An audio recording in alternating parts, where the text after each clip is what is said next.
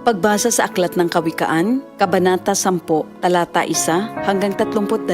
Ang mga kawikaan ni Solomon. Ang matalinong anak ay ligaya ng magulang, ngunit tinik sa dibdib ang anak na mangmang. Ang yamang buhat sa masama ay di papakinabangan, ngunit ang katuwiran ay maglalayo sa kamatayan. Ang matuwid ay binibigyan ni Yahweh ng kasiyahan, ngunit ang masamay kanyang ginugutom naman. Ang kamay na tamad ay tiyak na magdarahop, ngunit magbubunto ng yaman ang kamay na masinop. Ang nag-iimbak kong tagaraw ay nagpapakilala ng katalinuhan, ngunit ang natutulog kong anihan ay nag-iipon ng kahihiyan. Ang matuwid ay mag-aani ng pagpapalat kabutihan, ngunit ang bibig ng masama ay nagtatakip ng karahasan. Ang alaala ng matuwid mananatili kailanman, ngunit pangalan ng masamay tiyak na mapaparam. Magandang payo ay tinatanggap ng pusong may pangunawa, ngunit kapahamakan ang wakas ng mangmang na masalita. Ang namumuhay ng tapat ay pinaghaharian ng kapayapaan, ngunit ang may likong landas ay malalantad balang araw. Ang malilikot na mata ay lagi sa kaguluhan, at ang bibig na maluwang hahantong sa kapahamakan.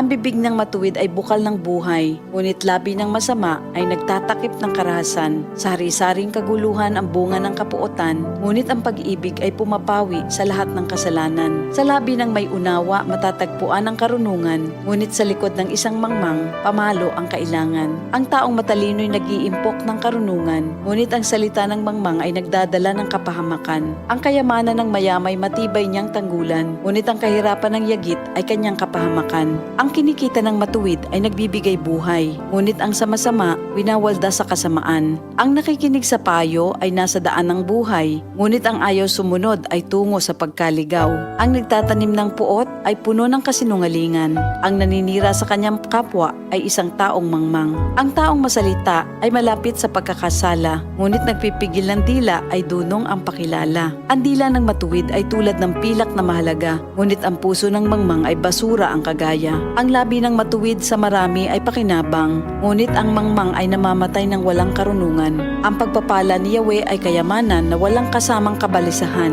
Ang paggawa ng kasalanan ay kasiyahan ng masama, ngunit ang mabuting asal, kasiyahan ng may unawa. Ang kinatatakutan ng masama ay magaganap sa kanya, ngunit ang hangarin ng matuwid ay matatamo niya. Tinatangay ng hangin ang taong masama, ngunit ang matuwid ay gusaling di magiba. Kung paanong ang usok ay nakakaluha, ang suka ay nakakangilo, gayon ang tamad na alipin sa kanilang mga amo. Ang paggalang at pagsunod kay Yahweh ay nagpapahaba ng buhay, ngunit ang mga araw ng masama ay hindi magtatagal.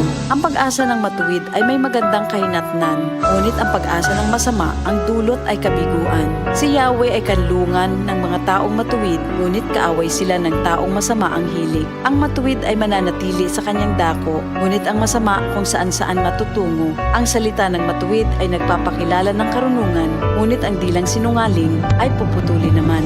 Ang salita ng matuwid ay palaging angkop, ngunit ang salita ng masama ay puro paninira. Ito ang salita ng Diyos.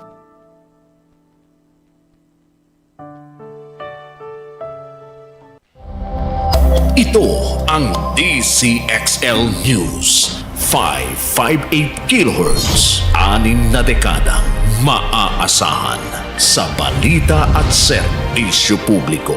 Ang himpilan ng RMN Network sa Mega Manila. Live sa radyo at online.